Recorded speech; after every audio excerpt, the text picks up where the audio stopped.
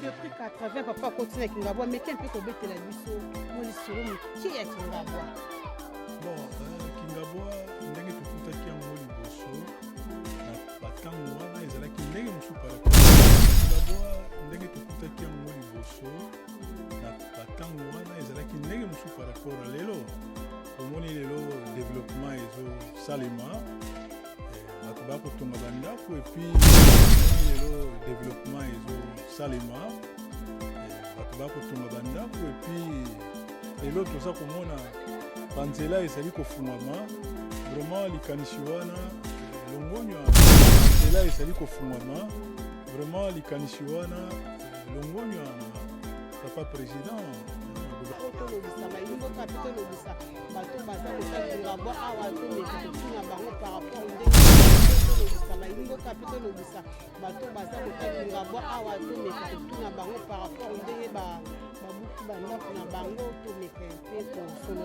merci beaucoup. Bon, merci beaucoup. Bon, papa, ils ont idée à bientôt, ils ont idée à ma bende en réalité, vraiment, ils allaient bien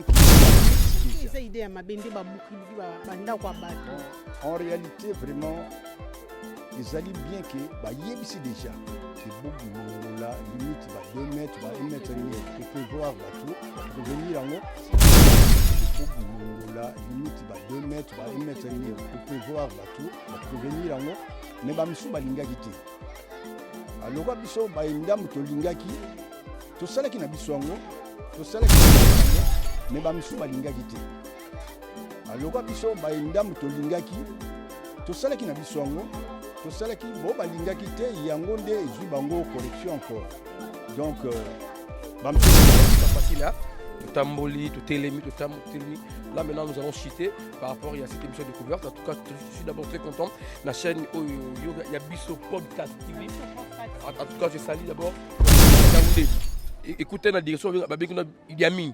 Écoutez Idi Amin, ils ont aussi na Wenzambi. Je crois c'est un peu en termes d'une explication propre par rapport. Yabiso yango oyo ezabiso na biso suka ya makambo eleke bandeli mesiko yo ndetango na biso lelo eza lelo don't have to wait till tomorrow poto kende liboso tia kondima likolo na nyoso pomo ya kolobeza te mingi ya kolobeza te.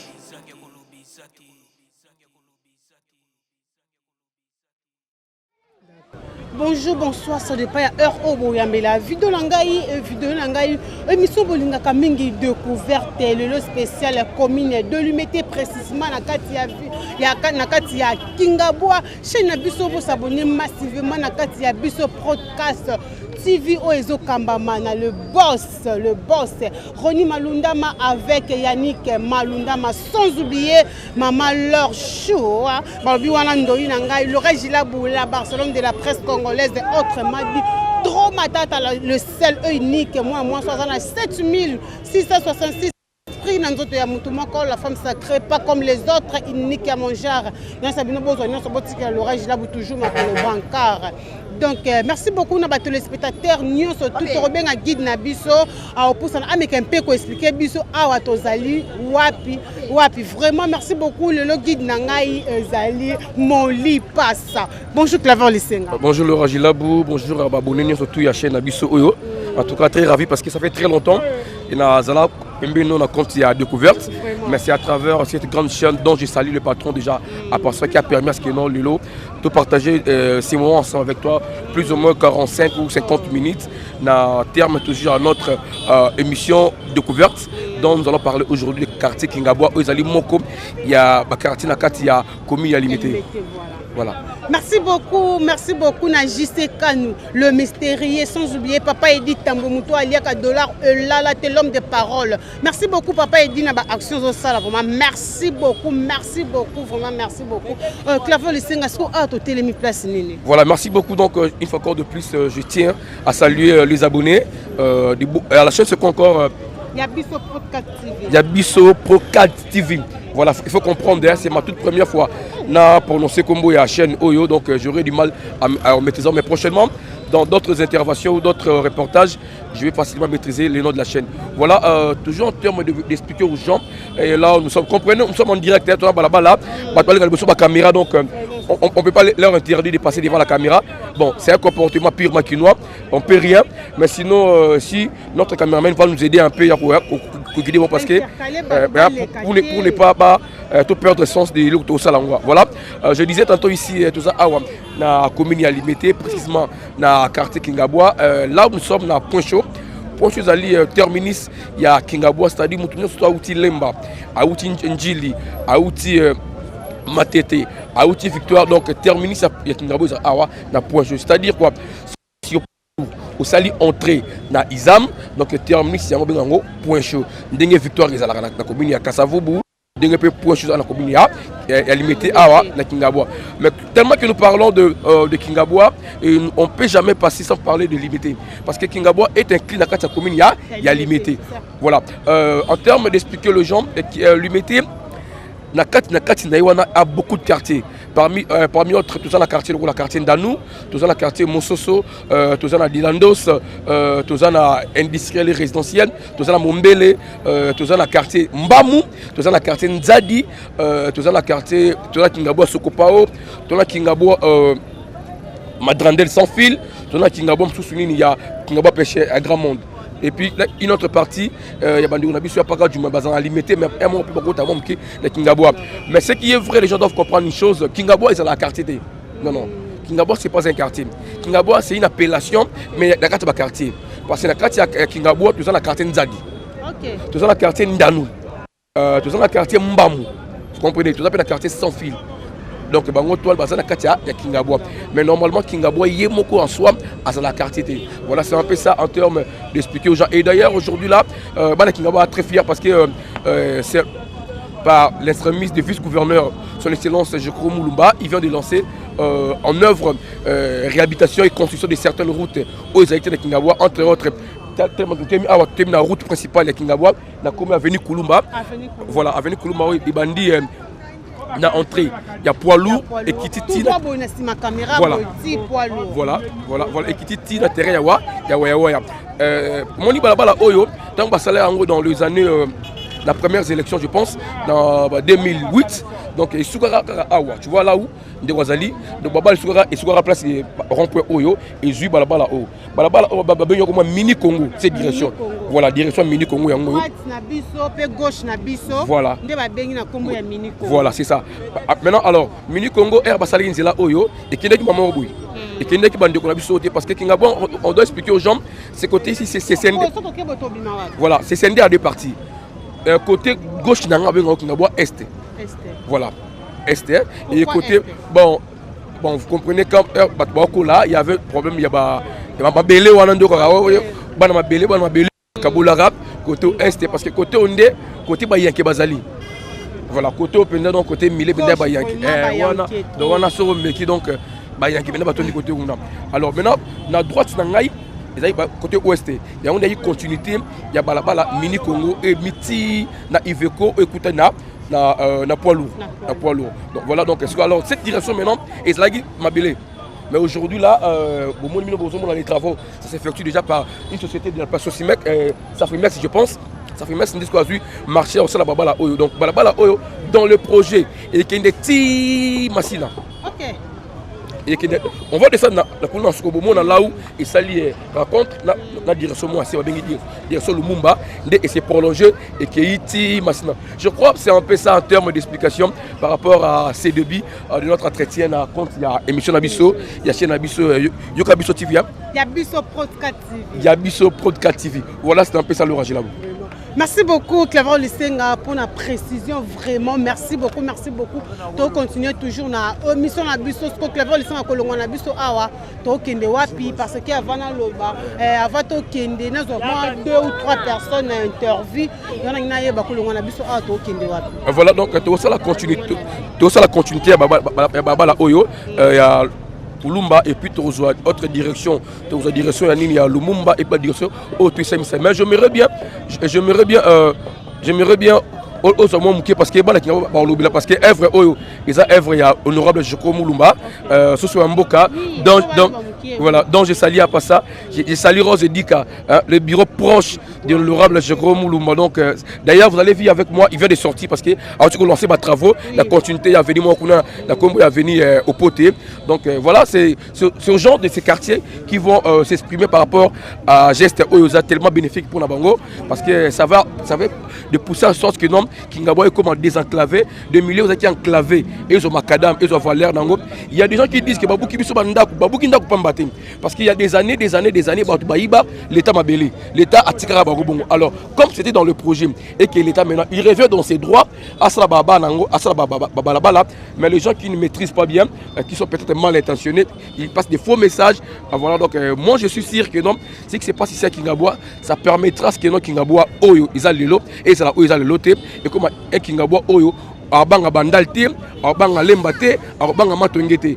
Kingabo open day avec nos valeurs et tout ça c'est par rapport il y a œuvre, il y a honorable Jérôme Moulumba communément appelé sous Mboka. Moi je crois que je vais te laisser avec les habitants pour quelques interviews. Vraiment. Merci beaucoup Claver lycée ngato mekempe ko tambusa micro na ba Mboka to ba habitants ya Kingabwa to mekempe ko solana bango par rapport ya œuvre oyo Jérôme Moulumba a osaila bango. Merci beaucoup. Oyo eza biso na biso suka ya makambo eleke bandeli mesiko yo ndetango na biso lelo eza lelo don't have to wait till tomorrow poto kende liboso tia kondima likolo na nyoso po mosika to wuti nini te to moni na nyoso to sali mekondi mekoli forever grateful I'm counting my blessing by when you are begin cause eleki mingi likolo na seko lekaba ute bandeli si to benga mabalongi always give thanks for the life I'm living c'est beaucoup de mission la biso. Bonjour papa. Bonjour maman. Papa kombo nani? Kombo nanga Mitterrand Kadhafi, leader à Poisson Mobimba. Mitterrand Kadhafi. Oza né grandi na Kingabwa. Né grandi na Kingabwa, vraiment na Kingabwa propre.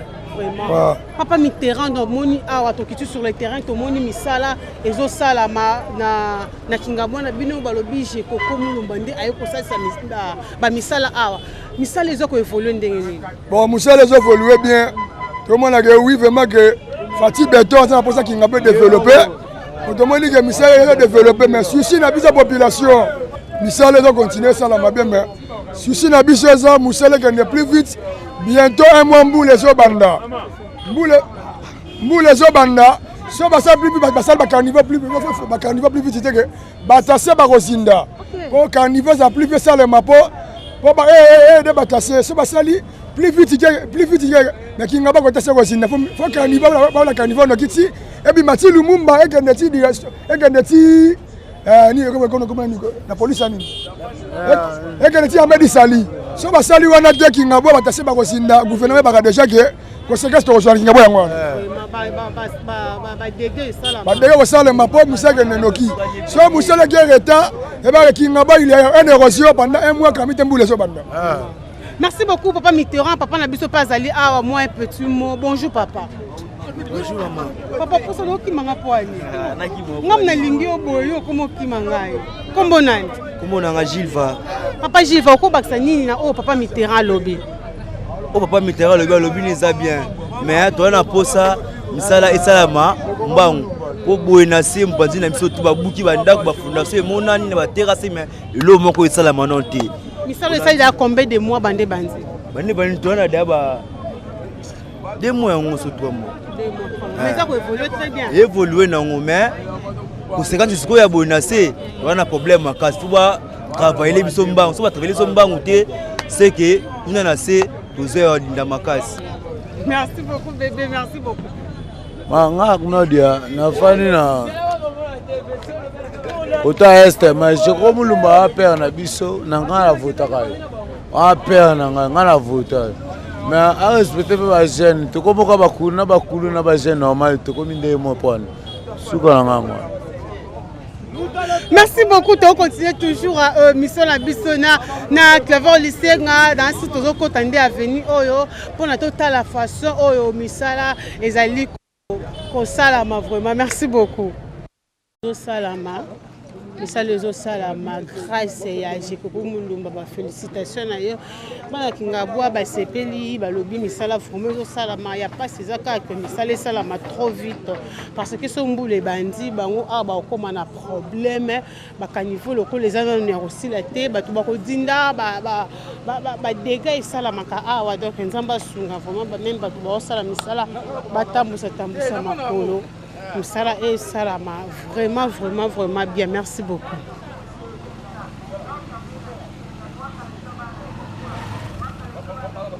Ya biso yango oyo eza biso na biso suka ya makambo eleke bandeli mesiko oyo nde tango na biso lelo eza lelo don't have to wait till tomorrow poto kende liboso tia kondima likolo na nyoso po mosika touti nini te tomoni na nyoso tosali mekoli forever grateful I'm counting my blessing my way do I begin cause eleki mingi likolo na seko lekaba ute bandeli si tobengama balongi always give thanks for the life I'm living the coming is like I'm watching a movie. Soki nakanisi bolamu na yo elekelaka ngai osali ya kokamo oduwa give in exchange koma koyebisa ngai liwaya so ndima pepe onga nazwa bomo ya seko elekelaka ngai give to Caesar what belong to Caesar yebiso lokumu topesa na nkolo obimisa nga na molili opesa lilobo epelisa mwinda okomisa nzoto etonga makambo na koma komona ko. Merci beaucoup. To continue toujours na mission na biso. Bonjour maman. Bonjour papa. Maman kombo nani? Ma tantine. Ma tantine atoza na veni nini? Ah, tu es venu Kulumba. Maman Tanti na venu Kulumba. Liboso bozaki ndenge nini na sikonde bozomona banda misala ekomi. Aveni Kulumba ezaki na ndenge nini?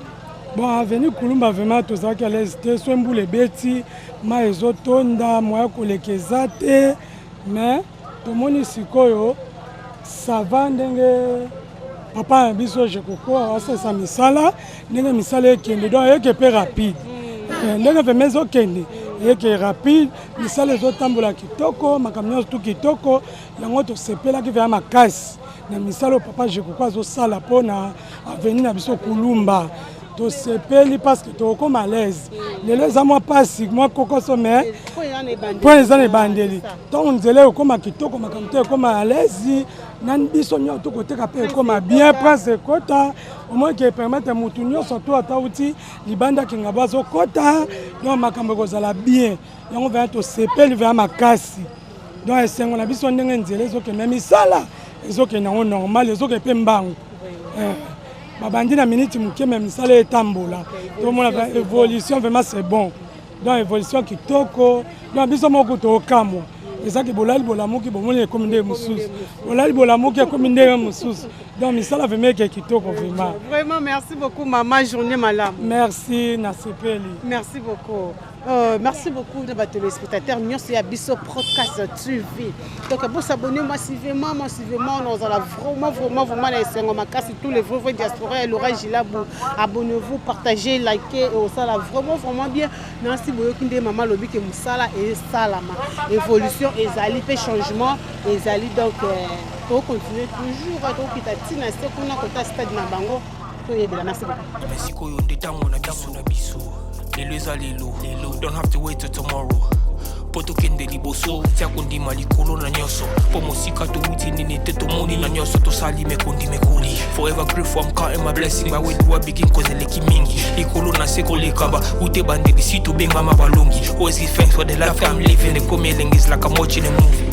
Soki nakanisi bolamu na yo elekelaka ngai osali ya kokamo oduwa give in exchange koma koyebisa ngai liwaya so ndima pepe onga nazwa bomo ya seko elekelaka ngai give to Caesar what belong to Caesar yebiso lokumu topesa na nkolo obimisa nga na molili opesa lilobo epelisa mwinda okomisa nzoto etonga makambo na koma komona kokamwa ebandeli mpe suka nyonso tosengaka esi osala bokitano ya bala ya mabana bilaka na ndima kokokisa nyonso mpona toujours na émission la biso spéciale ya commune de l'Umete Claver Lisenga à ce place Kotelemi à Tozawapi. Merci beaucoup Laura Gilabou. Donc comme j'avais dit tantôt là-bas au début que toute la commune y a limité la cité Kingabo parce que Kingabo ezali na kati bako ezali une cité na kati ya ba quartier Ebele là tout ça na quartier non quartier moko non quartier Nzadi au travers le prochainement on va prendre d'autres quartiers que j'avais cité Ndanou Mbamou sans film à Grandel Mombele tout ça donc toujours dans le cas il y a limité mais en termes d'explication là du coup laisse-moi quand même saluer moi Kingabo et Tongo parce que tout la commune Kingabo je salue mon frère le parisien Audrey Petit-Selos maître Toto Petit-Selos na pe sombote Emani Kaniki na pe sombote ce que ali sans oublier mauvais fax bo fenda donc na simaka awa pas bo fenda za sima awa c'est le il faut perce aussi à côté. Mais du moins, je n'oublierai jamais de saluer Claudine Zongola charismatique. Claudine Zongola charismatique. Maman sociale, na mobile naï papa André Mavitidi. Papa André Mavitidi, je te salue. Claudine Zongola minute en Belgique, en tout cas. Okay, bon séjour à Belgique. Voilà, en termes d'explication, le Rajilabou, donc absolument la direction, il y a Lumumba. La bande on a expliqué qu'il y a la direction Mini Congo, maintenant il y a la direction, il y a Lumumba. Cette direction Lumumba, on a mis à Wap, et Zubisom Kobanda, et Bandi Boyin. Na gauche, na droite, na ngap. Écoute, on na Mini Congo. Parce que c'est ça le quoi, moi, Kouroubir Morom. Écoutez, na Mini Congo. Et on a na gauche, et qui est vers Massina, na Maïndjili. Massina, et qui est allé, la rail, et qui est vers commune de Massina. Voilà, donc maintenant, pour l'explication, les gens doivent comprendre une chose. Voilà, j'avais dit ceci. Le Oyo Kingaboua, ils ont bénéficié d'une chose au Bandus Zabandakala. Mais il y a certaines personnes qui croient que non, ça, il m'a parce que vous allez constater avec moi, parce qu'il y a des années où l'État m'a bilé, mais l'État était calme. Maintenant, aujourd'hui, là, tellement que le projet, et c'est là qu'ils maintenant ils veulent mettre ça en exergue, il a fallu au moins, l'État a récupéré l'espace où il est. Parce que c'est un niveau, et c'est un panneau, poteau d'éclairage public. Donc voilà un peu ça. Et puis, quand vous allez constater que non, Snell avait laissé chaque maison à 2 mètres. Est-ce qu'il y a des poteaux à 2 mètres mais là, vous allez vous rendre compte, les gens n'ont pas respecté ça. Les gens ont construit à l'équipe de poteau, c'est-à-dire à Mina Balabala. C'est-à-dire, voilà. Et puis c'est un danger parce que ça fait depuis des années. Ça, ce sont des poteaux de Belge. Hein? Qui est là, il y a Kala. C'est-à-dire que ça va causer des dégâts. Tout le monde dernièrement, le vice-gouverneur, le vice-premier ministre, il y a l'intérieur, Peter Kazadi, côté la LDG, c'est la commune Morobo, je crois la commune de la Gombe. Donc, ils ont mal construit. Et alors, des gars, il y a eu de peur de vies humaines, il y a au moins 5 personnes. Alors, l'État avait décliné la responsabilité, avait bien dit ceci, ces gens ici ont construit là-bas, là-bas. Donc, l'État peut intervenir dans le cas de mort sociale, mais l'État ne prendra pas en charge parce que Bango Moko, Batonga qui n'a pas de. Voilà, c'est un peu ça. Alors, il serait mieux que les Congolais comprennent là où il peut construire, là où il ne peut pas construire. Net, il est là où. C'est pas victime. Parce que Macadam, mais pour la Bango, Babouki Bango la cause. Parce que Bango Batonga qui n'a pas venu à l'État. Voilà, pour maintenant t'expliquer par rapport à une découverte, parce que tu mets ma soeur découverte, je crois, mon vieux, de tous les moments, Kadikoula, bon rétablissement à toi, mon papa, Babi qui était à un bon séjour à Kinshasa, sans oublier mon papa de tous les temps, en tout cas lui, il ne me laisse jamais, Azara toujours Nangaï, donc il y a Pessi Motikazali, Jean-Paul Voyan, papa Nangaï, Jean-Paul Voyan Zambé, Bambote, V. Thomas, dans la ville à Liège. Là, j'allais dire ça, V. Thomas, Bambote Belé, sans oublier aussi Sengi Roberto. Voilà, maintenant, parce que alors pour maintenant t'expliquer, maintenant, vous allez voir que non, les gens terrain Batongi, je crois que caméraman, déjà, Azo Balse, imagine en gros. Je crois que tout il y a Kala, Bando Kingaboua, Bando Betaba, terrain il y a Mabélé. Pendant plusieurs années, il y a Mabélé. Mais sous l'impulsion, il y a ancien vice-premier ministre, pardon, ancien vice-président, il y a Assemblée nationale, et puis ancien président, il y a IDPS, l'honorable Jean-Marc Kabound, il y a une Gatungi Bijou au malgré tout, cela n'a pas été inauguré selon sa vision, parce qu'il est incarcéré par des raisons politiques, donc je ne pourrais pas dire ça ici, mais du moins, il a laissé un bijou pour la Kingabwa, tout le monde, quand ils arrivent ici. Vous savez combien d'années? Bon, c'est stade ici, parce que là, il y a un terrain, un peu stade municipal, je crois, une année en haut de tous les cas, une année parce qu'il y a déjà une année à Azali, en tout cas parce qu'il y a une année déjà au maire, et c'est bénéfique, il y a Bissomoro. Maintenant, il y a encore une autre histoire qu'on doit parler ici. Vous allez voir, il y a une maison, il y a Moundelengulu, c'est Moundelengulu. Voilà. Qui était Moundelengulu? Moundelengulu, c'est quelqu'un qui a habité ici pendant plusieurs années. Maintenant, Moundelengulu, qu'est-ce qu'il faisait? Parce qu'à l'époque, il y a une Zamba. Ça, je parle une histoire des années 50, comme ça, avant l'indépendance, il n'y avait qu'une seule maison. Maintenant, parce que à l'époque, alors les gens venaient ici, passer à Bilanga. Et puis, il profitait ceux qui ont Kangio, incarcéré, à Lession Mungwa, à Lieyo. Oui, donc à Bombio pendant, je crois, au moins quelques mois ou quelques années, ils ont à Mungwati, et puis à Lieyo. Et par après, l'État congolais, la police tendait Mundilungulu, à Kendanae, à Tika, et puis à Koufa déjà, à Koufa. Alors l'État congolais maintenant, la police congolaise a récupéré la place où on a combien Mundilungulu, à Tiayango, disons, prison de référence à Kingabwa. Donc ceux qui vont Kangio, la Kingabwa, la société Kingabwa, on est la SIAT principale, au Babomara, prisonnier, tout. Et par après, c'est là où Moutuka a parqué Yaka, et Zumutu, et conduit Moutuka parqué, et voilà, ceux qui peuvent, ok, Makala. Mais disons, en termes d'explication, j'ai été un peu clair par rapport à Eskatouza Awa pour une découverte pour le bateau, Batali Bisso. Mais tout ça prolongé, les gens vont en profiter, ils vont voir comment est-ce que les travaux de construction et ça, la direction Yalumumba. Juste après terrain Yawaya, vous allez constater qu'il y a une école, comme Institut Kingabwa, école Zariel. Parmi les anciennes écoles, il y a Kingabwa, école Zariel, 5 écoles Bassango, école de Tangisa Batou, Ebele, école Zariel, parce que ça fait partie des anciennes écoles. Il y a Kingabwa, Awa, Institut Zariel, je crois, tout natif, tout ressortissant de Kingabwa, Aebi, école Oyo, il y a Institut de Kingabwa, Zariel. Merci.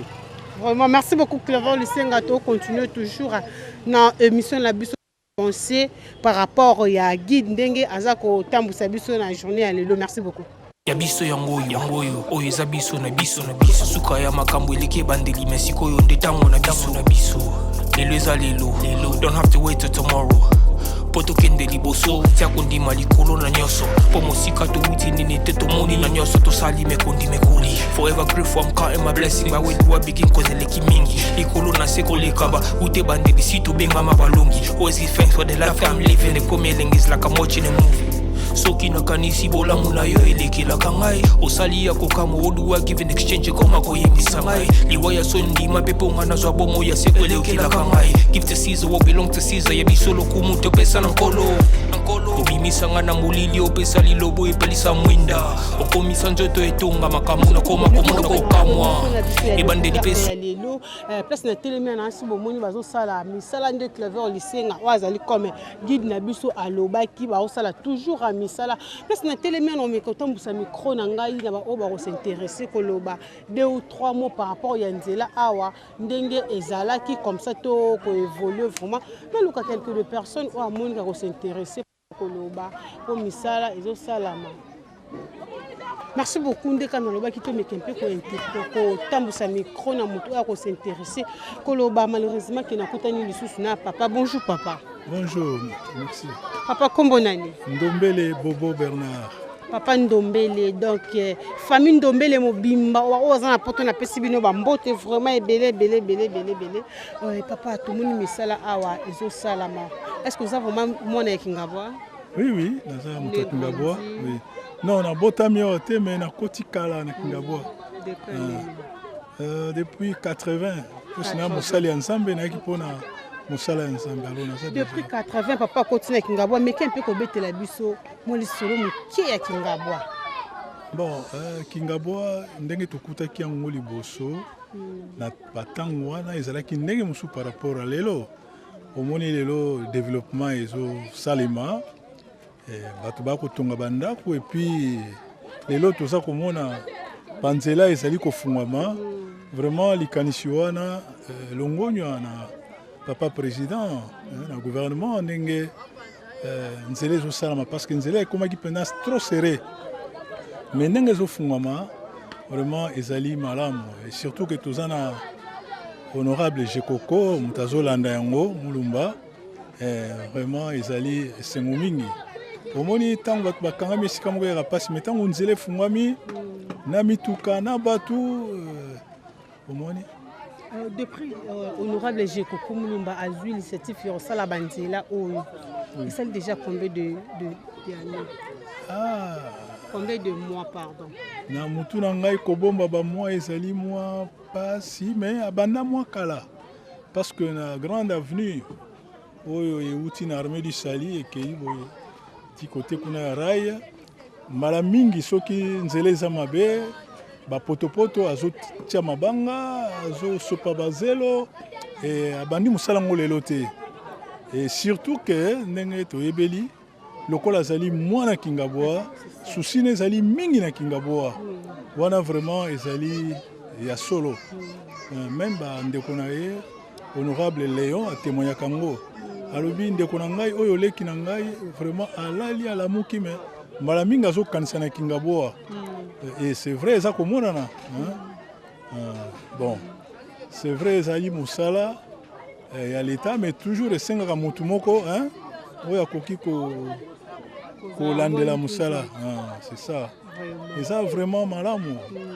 nazali sûr que baoyo nyonso mpe bazali na lelo oyo baza baautorité oyo bafandi na limité ekokopesa bango esengo komona mosala ya boye bien que bango mpe baza na susi wana baza mpe kosala toza komona par-ci par-là bato mosusu bazosala mpe misala omoni. Donc, merci beaucoup, papa. Bonne journée.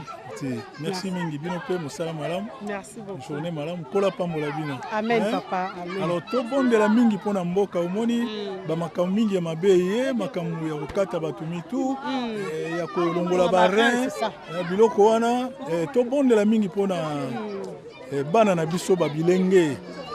Et puis na sonité na koyi koloba yango vraiment gouvernement azwa l'état azwa penza likambo ya jeunesse na maboko omoni puisque soki lelo partout ekomi bakulu na banini c'est vrai pas ezali mais nzamba sunga l'état vraiment landela likambo yango asokipe na jeunesse makasi ndenge l'église peut zolandela bango. Merci beaucoup papa.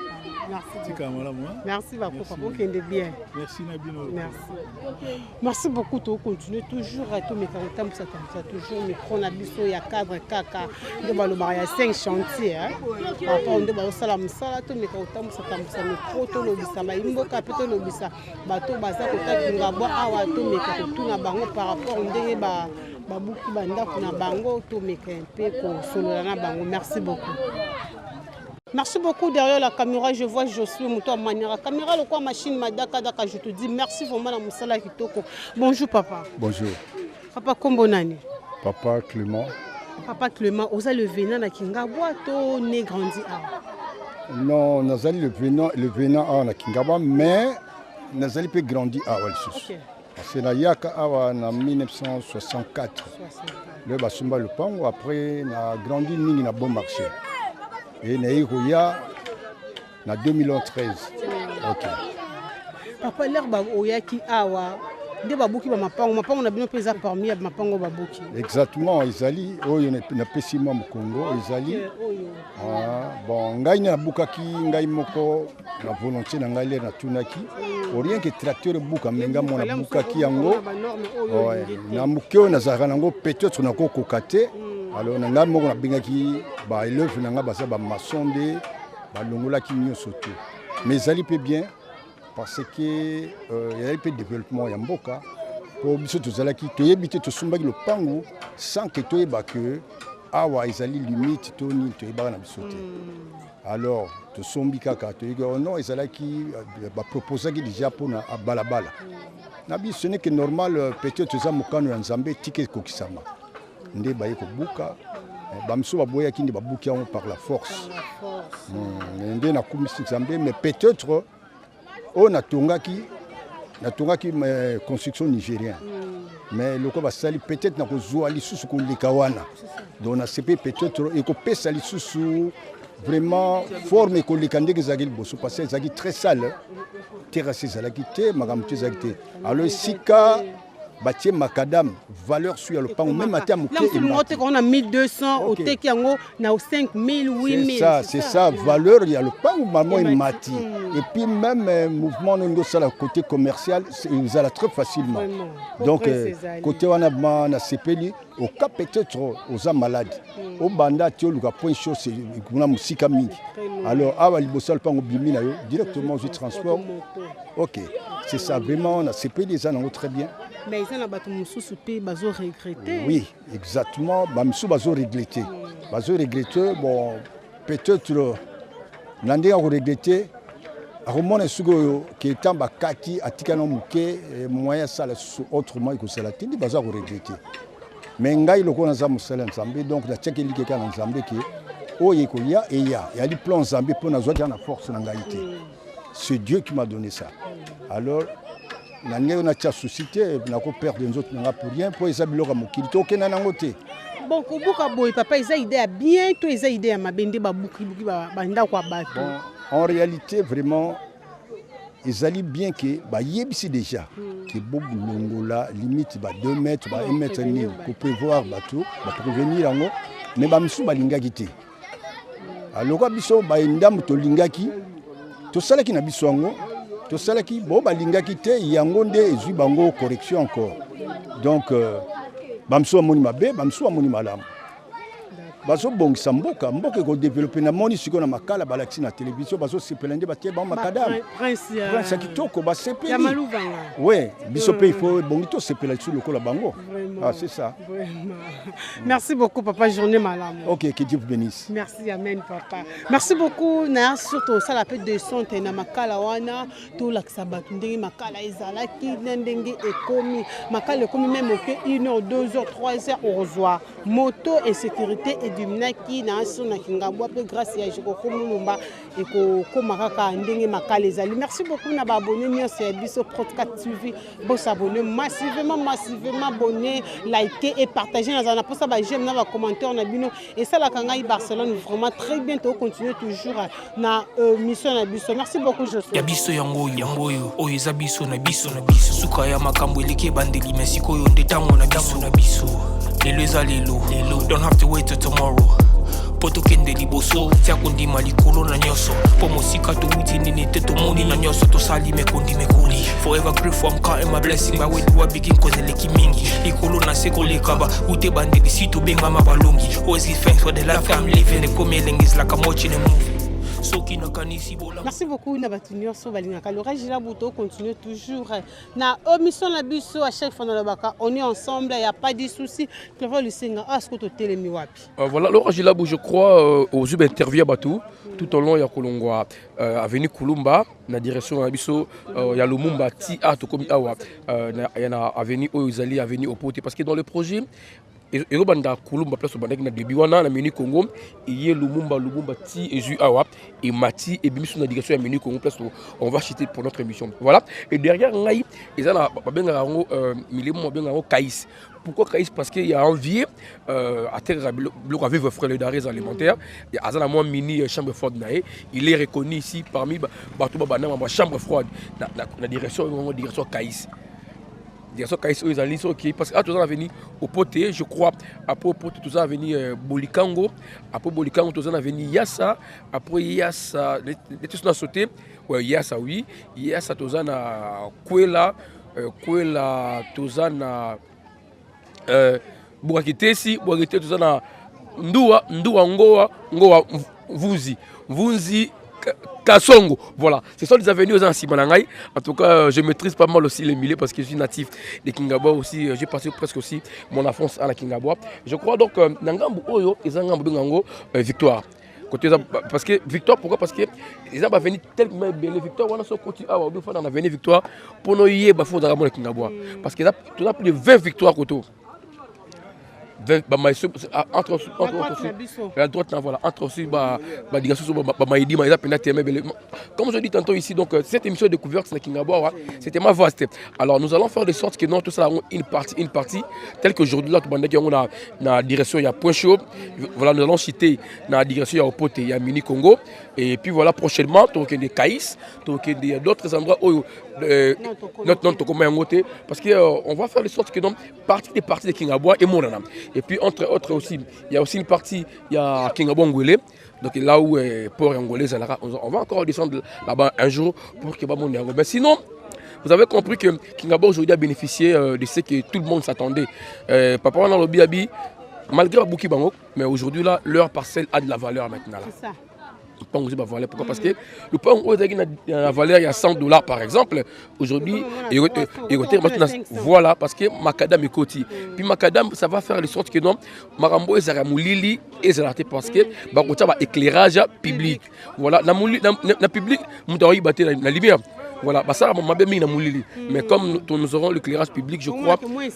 Aussi, voilà, en tout cas, c'est un peu ça. Donc, en termes d'une référence, tout est mis à la direction à Lubumba, l'avenue au poté. Nous allons monter direction la direction au poté et Mini Congo.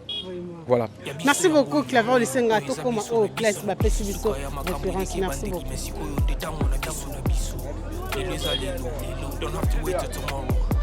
Poto kende liboso tia kondima likolo na nyoso po mosika to uti nini te to moni na nyoso to sali me kondima. Merci beaucoup à toi ingénieur d'eau, elle se salit après ce place aux allées sans oublier Maman Prudence, moi c'est beaucoup bien solara. Maman Prudence, je te salue. Tu vas le singer à ce que tu télémi wapi. Voilà, comme vous avez dit que je suis un guide on est habité ngabo makasi, mais j'en profite pour saluer Besseyad, donc Besseyad mon frère Besseyad depuis la France et son ami Matou. Donc Mbote Bilis Kabouzali, et pourquoi pas aussi saluer comme ça mon vieux Guy Kalama Babouma Souda, donc dans la ville à Irlande. Emmanuel Sokele, bon séjour à Kinshasa. À la Kinshasa, voilà. Parce que tout a dit que Caïs. Donc c'est-à-dire quoi, il y a une différence. Ils ont même direction comme direction Lumumba. Est-ce que tu vois, mais c'est une rappellation Caïs par rapport, il y a, comme je vous ai expliqué là, il y a un vieux. Ça parmi les premiers précurseurs dans le domaine il y a froid, il y a la chambre froide il va appeler ça comme côté qu'on a direction Caïs. Mais sinon ils ont la direction il y a Lumumba, voilà. Après direction Lumumba ou bien Caïs, ce sont la direction à Mososo. Voilà. Mososo o ekiti rai. O pebimi ekiti ekiti Yaoundé. Écoutez la direction Idi Amin. Écoutez Idi Amin, ils sont aussi na Winzambi là. Je crois que c'est un peu en termes d'une explication propre par rapport à ce que tu as mis en Ghana. Voilà. Merci beaucoup Claver Lisenga. Claver Lisenga, est-ce que on a Kingabwa, c'est pas musicien, na Kingabwa? Oh il y en a plein.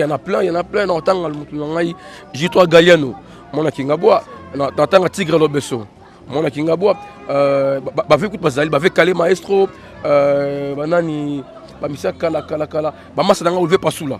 Mon Kingabwa, ba plafond mushindu, l'homme de Zambara. Mon Kingabwa, lelo tobi na kala mingi te na rythme ya de blason bakunga. Et ma calamité mon Kingabwa, lelo pe na kati ya F victime, ya fali pour tout ça na Francis Bokeli au Azara na nina collège de noble. Après collège, il n'y a pas Ouera, après pas Ouera, avec Cultura Pays Vie, à chaque album, la carte Cultura Pays Vie, le lot Oyozali parmi les grands chanteurs, où à sa fierté, il y a Kingabwa. Et puis, il y a Ferrego là aussi, tout ça, dans la masse d'énergie, donc, il n'y a pas Ferrego là. En tout cas, Kingabwa a un domaine de musique tellement ébélé, même dans le domaine du sport, du football. Il y a eu de grands joueurs, Djogo Wea, tout ça, Ilongo Saddam, tout ça, oh le lot fierté qui n'aboie Oscar Maritou donc à bête à balle ça pour ça parce qu'il y a un moment voilà donc je vais donner des précisions.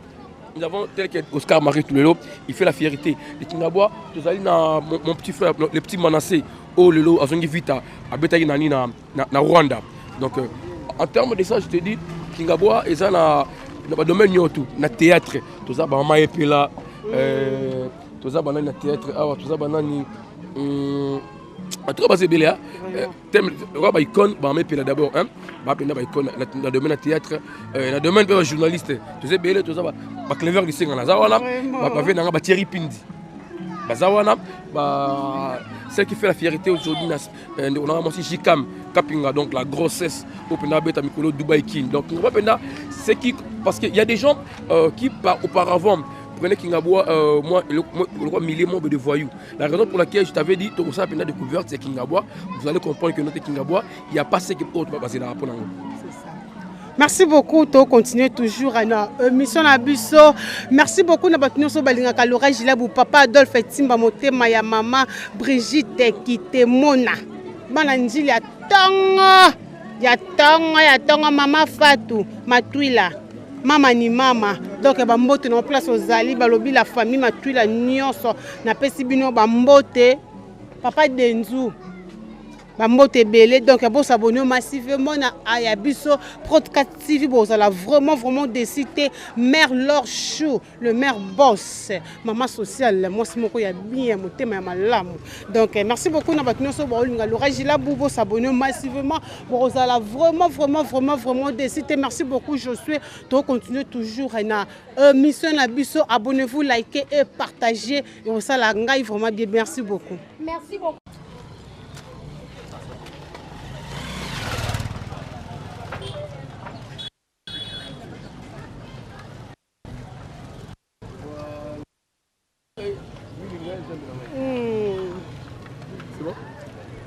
Oh, merci beaucoup, Kandi Toulobara. Toujours, on est ensemble, il n'y a pas de souci, on continue toujours.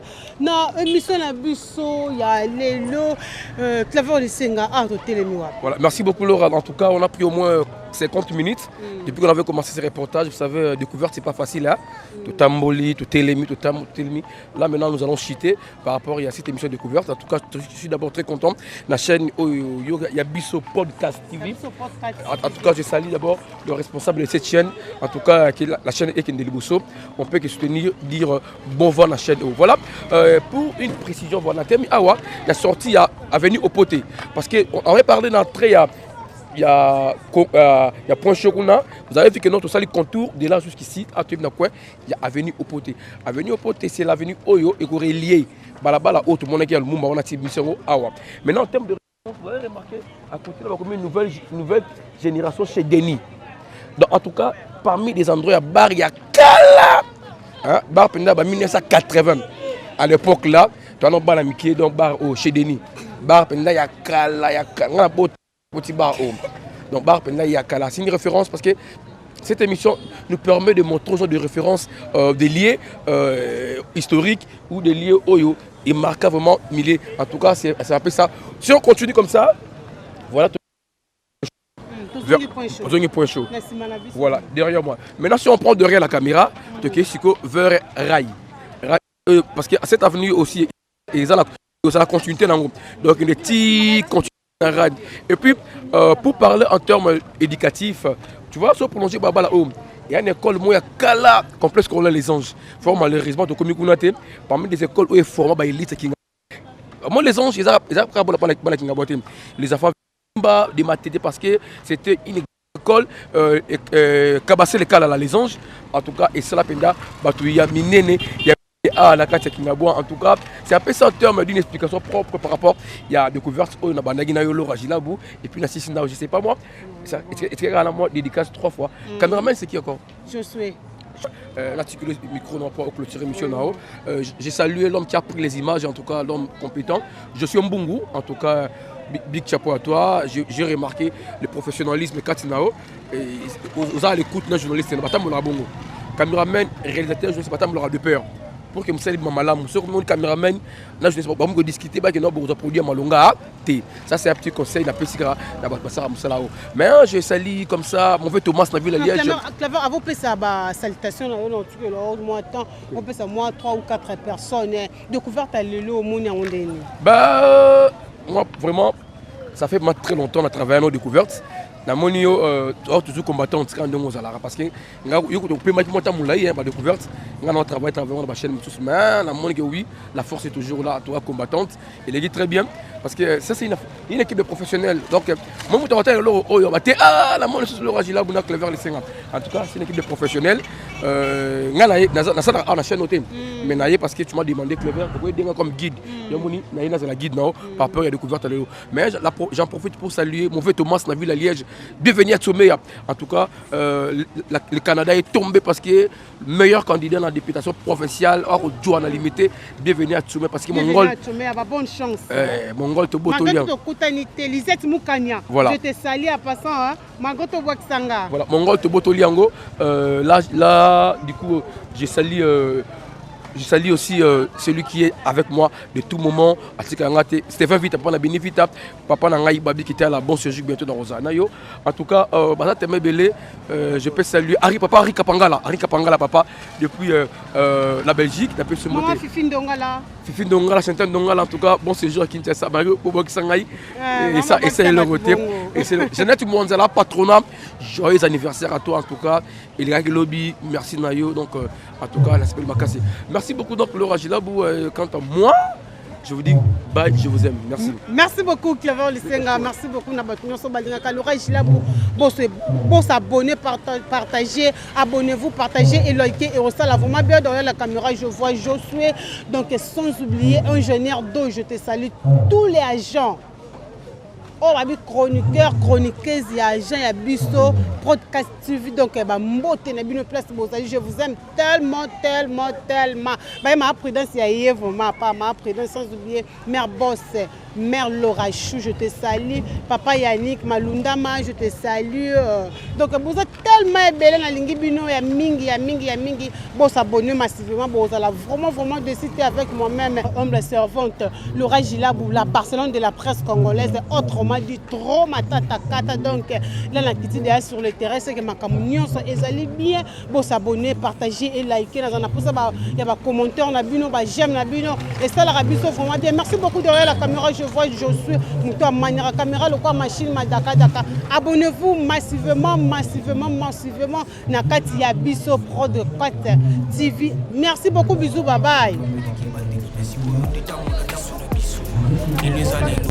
Don't have to wait till tomorrow. Poto kende liboso tia kundi malikolo na nyoso pomo sika to witi nini teto moni na nyoso to sali me kundi me kuli. Forever grateful, I'm counting my blessing. My way to a begin cause eleki mingi ikolo na seko lekaba ute bande bisito benga mabalongi. Always give thanks for the life I'm living. The coming is like I'm watching a movie. Soki na kanisi bola muna yo elekela kangai osali ya kokamo oduwa given exchange koma koyemisa ngai liwaya sondi mapepo ngana zwa bomo ya sekwelekela kangai. Give to Caesar what belong to Caesar ya bisolo kumuto pesa na nkolo obimisa ngana mulili opesa lilobo epelisa mwinda okomisa njoto etonga makamu na koma komona kokamwa ebande dipesuka nyoso tosenga ka esi osala bokitano ya bala ya mabana bilaka na ndima koko kisa nyoso pona ntina nanga ya motuya yo pesanga ofere nzambe tata esengo na ngai ya libela moninga na ngai ya motema matoye yoki miso emoni minga kolobeza te otemeza temwe misale monani minga kolobeza te touti mosika esasal tokomi minga kolobeza te ya kolobeza te minga kolobeza te matoye yoki miso emoni minga kolobeza te otemeza temwe misale monani minga kolobeza te touti mosika esasal tokomi minga kolobeza te ya kolobeza te minga kolobeza te